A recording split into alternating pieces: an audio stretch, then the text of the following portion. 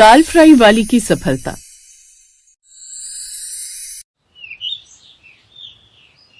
सुबह तड़के उठते ही शीतल अपने छोटे से कमरे में लकड़ी के चूल्हे पर कुछ पकाने लगी। धुएं से उसकी आंखें लाल हो रही थीं, पर फिर भी होठों पर मुस्कान थी। लेकिन चूल्हा जलाने से घर में धुआं धुआं हो जाता है। उसी कमरे में सो रही उसकी बेटी सुकन्या बोली, अरे माँ, इतनी सुबह सुबह क्या कर रही हो? सारे घर में धुआं धुआं हो गया है, नींद भी खराब हो गई है। दाल फ्राई बना रही हूँ, देखते हैं आज से हमारी किस्मत बदलती है या नहीं। कुछ साल पहले तक शीतल देवी के घर भी चूल्हा किसी और की मेहनत से जलता था। उसका पति मनोज रेलवे में मामूली नौकरी करता था, लेकिन ईमानदारी में पहाड़ जैसा मजबूत था। लेकिन एक दिन रेलवे पुल पर हादसा हुआ और शीतल की दुनिया उजड़ गई। सरकारी मदद कुछ महीने तक चली, फिर खत्म। अब रोटी का सवाल रोज सामने था। उसने लोगों के घरों में बर्तन मांजे, कपड़े धोए, लेकिन कहीं पर भी उसे न तो इज्जत मिली और न ही पेट भरने लायक पैसा। एक दिन जब सुकन्या की तबीयत खराब हुई तो उसके काफी पैसे लग गए जो उसने बचा कर रखे हुए थे। लोगों के यहाँ खाना बनाती हूँ, लेकिन उसमें भी कुछ खास बचत नहीं होती, इसलिए अब खुद का ही कोई काम करूं। लेकिन क्या करूं वो समझ में नहीं आ रहा। माँ, तुम जब दूसरों के घर का खाना बना सकती हो तो खुद के लिए क्यों नहीं? क्या मतलब बिटिया? मतलब लोगों को अपने हाथ का खाना बनाकर खिलाओ। वैसे भी आप दाल फ्राई कितनी अच्छी बनाती हो। ये बात सुनकर शीतल हैरान रह गई, लेकिन फिर ठेला खरीदने के पैसे कहाँ से आते? शीतल देवी को कोई उपाय नहीं सूझा। उसने सोने की नाक की लौंग गिरवी रखी और 3000 में एक जर्जर ठेला लिया। ठेले को देख उसके आस पड़ोस के लोग उसका मजाक उड़ाने लगे। अरे शीतल, अब ठेला चलाओगी? आज तक कभी चलाया भी है? हालत तो देख जरा इसकी। भूख कुछ नहीं देखती और मेहनत शर्म नहीं मांगती। इधर उधर सबके सामने हाथ फैलाने से तो अच्छा है ना कि मैं अपना काम करूं। 2 रोटी चैन की मिल जाए, बस और क्या चाहिए। इसके बाद उसने पहली बार अपने हाथों की मशहूर दाल फ्राई बनाई। न महंगे मसाले, न बटर की मोटी परत, बस प्याज, टमाटर, देसी घी का तड़का। वो ठेला लेकर काम पर निकल पड़ी। ऐसे ही सुबह से शाम हो गई, कोई ग्राहक नहीं। हे भगवान, अगर आज कोई मेरी दाल खा ले तो मैं समझूंगी तूने साथ नहीं छोड़ा। तभी एक रिक्शे वाला उसके पास आया। बहन, खाना बचा है क्या? हाँ भैया, बचा हुआ है, सारा बचा हुआ है। क्या दाम है?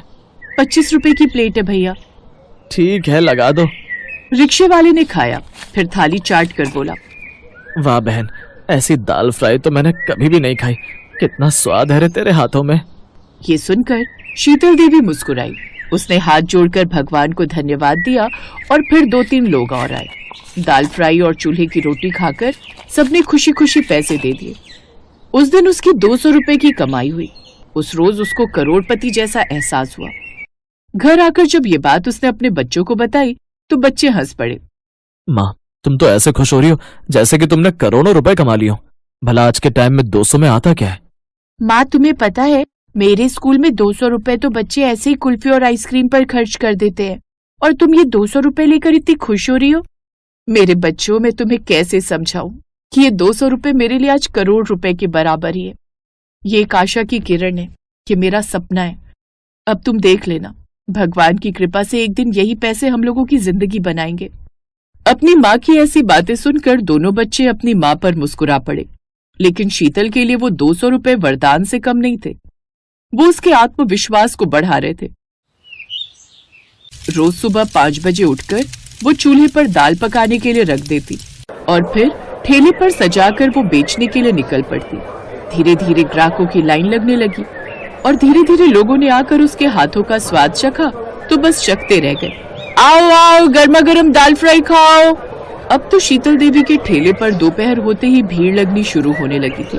तुम्हारी दाल में कुछ जादू है। मैंने महंगी से महंगी, यहाँ तक कि 5 स्टार होटल की भी दाल खाई है, लेकिन जो स्वाद इसमें है वो कहीं नहीं है। सच में बहन, जादू है जादू तुम्हारे हाथों में। तभी एक ट्रक भरकर कुछ लोग माता के दर्शन करके लौट रहे थे। दाल फ्राई, यही वो ठेला है जहाँ बढ़िया सा खाना मिलता है। मुझे तो यहाँ का खाना बड़ा पसंद है। बहन देखो, हम सब माता के दर्शन करके लौटे। इन सभी श्रद्धालुओं को बड़ी भूख लग रही थी, लेकिन मैंने कहीं भी ट्रक नहीं रोका, क्योंकि मैं जानता था जो मजा इन्हें यहाँ का खाना खाने में आएगा ना, वो किसी और खाने में नहीं मिलेगा। यहाँ का खाना सस्ता होने के साथ साथ टेस्टी भी है। शुक्रिया नमित भाई जी, आप जब भी आते हैं मेरे ठेले पर बिना तारीफ किए नहीं जाते। अरे मैं अकेला ऐसा थोड़ी नहीं हूँ। अब आप देखना, ये जितने भी श्रद्धालु यहाँ से खाना खाकर जाएंगे ना, वो सब दोबारा यहाँ जरूर आएंगे।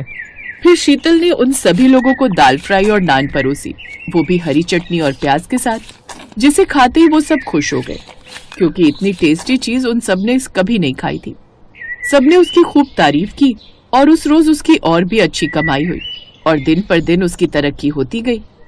माँ, आज समझ आया कि जब हम उस दिन तुझ पर हंस रहे थे, फिर भी तू इतनी खुश क्यों थी। तुम्हारी मेहनत के कारण ही हम दोनों पढ़ पा रहे हैं। अब शीतल देवी ने देर रात को भी काम करना शुरू कर दिया ताकि बेहतर कमाई हो सके।